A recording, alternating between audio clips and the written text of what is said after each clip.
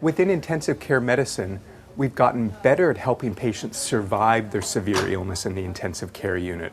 And as a result, we have a growing number of patients who are ICU survivors. As this patient population grows, we're beginning to understand the consequences these patients have when they go home. We've understood that patients have many problems with muscle weakness that prevents them from returning to work and requires prolonged rehabilitation. We've also recognized that there are many difficulties with depression, anxiety, and post-traumatic stress disorder related to their ICU stay. As a result of this, we've begun to rethink how we provide care to patients in the intensive care unit. It's very normal for most patients in the intensive care unit to be deeply sedated and receive bed rest throughout the duration of their stay in the intensive care unit. It's really important that patients are up and moving, because if they stay in the bed all day, we know that they lose a lot of strength, and we know that they can get tightness in their joints, problems with their lungs. As a result, at Johns Hopkins Hospital, we've thought about rethinking the way we deliver care in the intensive care unit. We've thought about what if we have patients wider awake and have patients up and moving despite being on life support in the intensive care unit.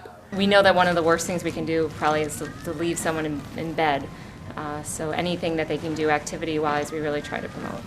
We're talking about a shift in paradigm in caring for patients in the intensive care unit, reducing oversedation, reducing delirium, and getting patients mobile when they're in the intensive care unit. We introduced rehabilitation staff, physical medicine and rehabilitation concepts early into intensive care.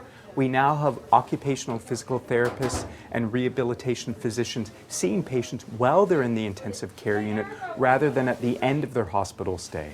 So what patients overwhelmingly tell us is that they like the early physical medicine rehabilitation. They like being awake. They certainly like getting out of bed and moving. It shows them that there's hope. It shows them that there's a life beyond the intensive care unit and a life for them to get back to. It gives them goals for improvement when they see themselves walking a little further each day. It shows them that they can get better. This is something that I believe other intensive care units can also implement to improve the longer-term outcomes of their intensive care patients.